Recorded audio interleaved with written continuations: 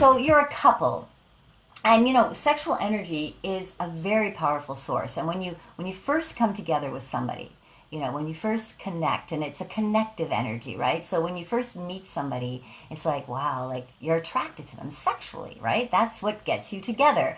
And you kind of you get closer to them, and you like them more, and you think, wow, this is really nice. You get even closer, and then then you're having this great interaction, physical interaction, and you kind of lose sense of time and space, and you go into this nice sexual energy. You go into this place where you're just feeling blissful and relaxed and stress free, and it's just it's beautiful, and it's wonderful. And so then maybe you really have a nice connection, and you end up spending more time together, and then you spend a lot of time together, and then you get married, and the sexual energy is still there, and you're still feeling it, and then maybe you get a house, and you have kids, and you get a dog, and you get a cat, and you have your jobs, and and then you have to organize this and organize that, and so then what starts to happen is you start to leave the sexual energy a little bit behind. It starts to other things start to take over. Other kinds of energies start to take over. Just your pragmatic kind of energies, getting stuff organized in life.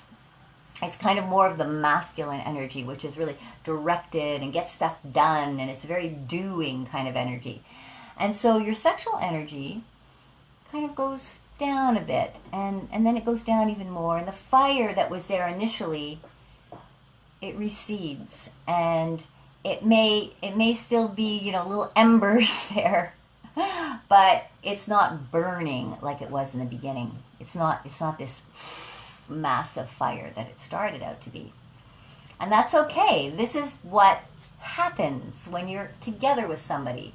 It starts off as a fire, and then things start to shift and change, and other parts of your life shift and change, and then the fire might go down a bit. Now this is the time that you can rekindle that energy, that you can build it up again, that you can re-look at it. And it's very, very obvious to you at this point too that your sexual energy is very different than your daily routine kind of energy, right? It's very different. It requires it feels different. You fall into it in a different way. You connect with your partner in a different way.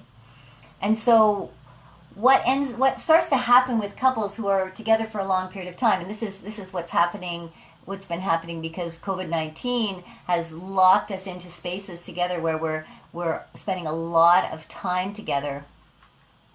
We get into this kind of pragmatic way of living because we have to take care of the daily stuff, and we're not sure what's going to be happening later on. So there's this need to be in control to a certain degree of our lives. And then you look at each other, and you would like to have sex, but you just don't know how to get into that sexual energy. You don't know how to access it anymore because you're just not there. You're just not feeling it anymore.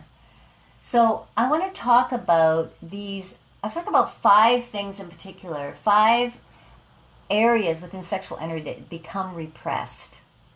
And so these are things that you can look at, and maybe there's ways that you can start to fire up these elements within your life. 5 different elements. But first of all, I want to talk a little bit about over the last 6 months, I've been creating a blueprint of 10 stages of sexual exploration for couples. And so this is why I'm talking about this today, because a lot of the time people get stuck on the 3rd stage. I'm finding out. I'm finding out from now. I've created this blueprint based on my years of experience around sexuality, the hundreds of people I've worked with, thousands of people that I've inspired. I've broken it down, and really the 3rd stage is where a lot of people get stuck. So this is kind of what I'm talking about. This stage is the area where we find, as a couple, looking at each other, I love you, I want you, but I don't feel that desire anymore. I don't feel that fire in me anymore, and I don't know where it is. I don't know how to get it. I don't know how to access it. Now, we don't necessarily say that to a partner, but we feel that. We both feel that. And so what tends to happen is there's a lot of blaming and a lot of pointing fingers at your partner. But let me tell you, this is an important stage to recognize, because this, if you're in that place, then it's time to make some change. It's time to up level. It's time to get the fires burning again. So listen in. I'm going to talk about 5 things that cause the repression in the sexual energy, and these things could maybe help you build up your fire again. But just going back to those 10 stages, I am going to be releasing these very soon. So I would love for you to have the opportunity to read through and see where you fit in these stages, and we can create some more discussion around that as well. So the first thing that happens in the repression of sexual energy is the disconnection from the body. We get totally disconnected from our body. You know, what happens over time as we're building our relationship, we get very up in our head. We get very cerebral. A lot of the energy is up here, and it's very externalized because we're trying to get things organized. We're trying to set life up, especially if children come into play, or we have animals and we have a house and we both have jobs. We're creating this kind of equal energetic level that is very directed and external. And yes, we go to yoga and we might do our running, but we're not really in touch with our physical bodies. We haven't embodied we've forgotten to embody ourselves. We don't feel the sensations, the subtle sensations, that's a hard one. The subtle sensations of our body. We don't feel it anymore because we're so up here.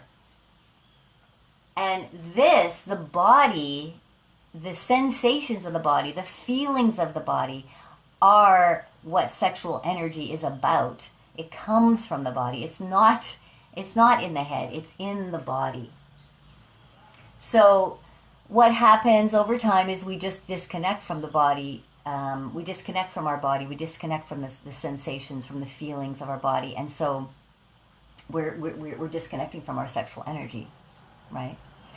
So that's the first thing that starts to repress sexual energy. The second thing I want to bring up, and this is really good because this is something that I find happens with a lot of couples, is the emotional expression is stuffed down.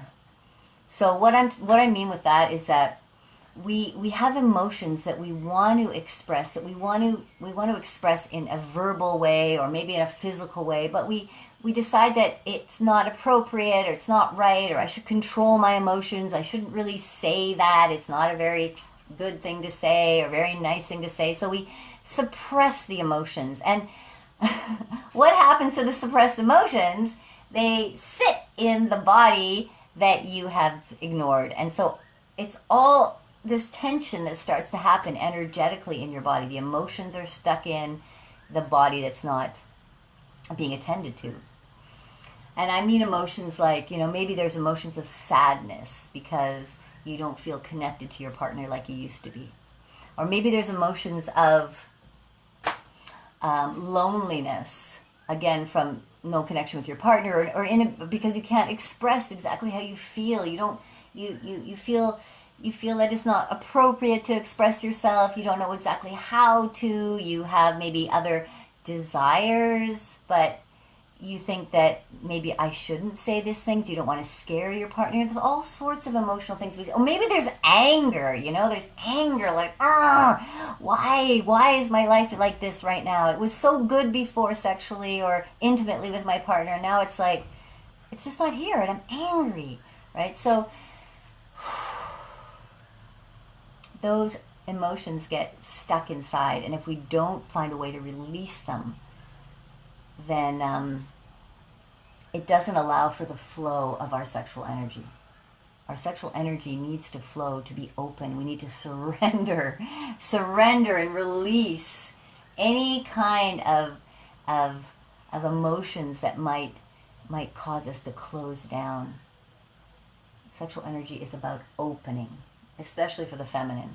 The masculine too, but the feminine energy needs to open, and so therefore she needs to release the emotional energy, release any kind of things that she's holding on to. So that's the second thing, the emotional suppression. The third thing is we stop following the energy, and this is also an internal thing, to follow the energy. Now, when you come together, let's see if my light here, there is a bit more light. When you come together as a couple, you kind of flow, right? You come together and you feel each other's energy, and you flow with each other.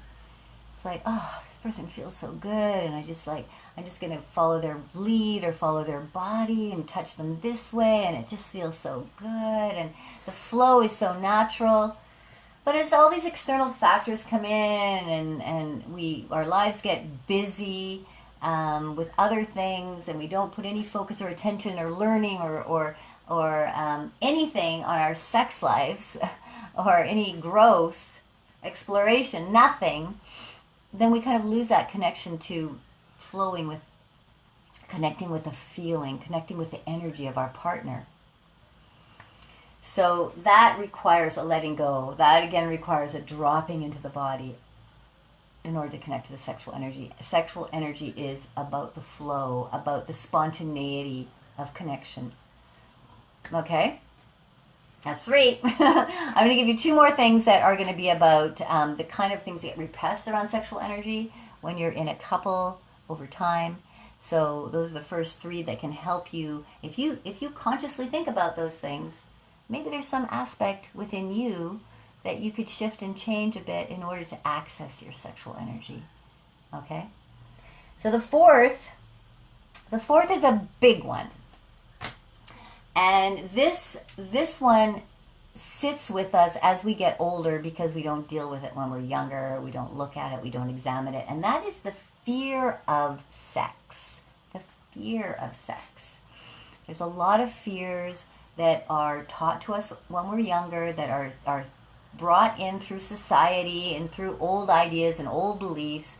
Fears about things that you do sexually. Fears about being a sexual being as a mother, as a father, being a sexual being as an older person, or in a long-term relationship. Fears about the different things you do sexually, and the desires, fear of your own desires. Like we change, our desires change over time. If you're together with your partner for a long period of time, these desires are going to change. They're going to shift. They're going to move. You're going to have different feelings that come up. So there's a lot of fear that comes up with us. Like, oh my God, I'm feeling like I'm really into like whatever it happens to be. And I think that's really awful. Maybe my partner might think I'm crazy that I'm into this now, or that I would like to try this or that. So we just push it down. We say, no, like that's not right. I can't do that. I'm not of the right age, or it's not the right time, or my partner's not going to like it. And we have all these fears. That's just sort of the surface desire-based kinds of fears. But then there's the belief fears that come around, the taboos that exist around sexuality. So I'm throwing a lot out there because sexual energy is, like I say, it's a massive energy. It's a big energy, and it takes exploration. It takes desire, your own desire, to want to know more about it, to dive deeper into your own sexual exploration, dive deeper into who you are as a sexual being on a physical, emotional, and spiritual level. It's a whole dimension of opportunity and possibility. So if the sexual energy is low, the fire is not burning, the kindles are not lit, then there are ways that you can access it, and that's what I'm talking about. And I've given you 4, and the 5th one that I want to talk about is taking risks. So what also happens with a couple that's been together for a longer period of time is that they stop taking risks. They stop being spontaneous and doing crazy stuff sexually, and and being really curious and wild and out of control. You know, when you're younger, you just do a lot of crazy stuff, and you have sex in different places, and you don't think about it too much. You don't think about, oh, should I do that? I don't know. I mean, I shouldn't. Maybe I shouldn't. I don't know. You just let yourself go because you're excited about this new energy that's come into your being. You want to explore it. You want to play with it. Well, that shouldn't change. That shouldn't change. And maybe there's a lull when you're having kids to start and your life gets a little bit busy with family. But even then, you have to continually cultivate the sexual energy. You have to feed it. You have to put kindling on the fire and watch the flames come up by creating some risky things, creating something that's going to be fun and exciting and different.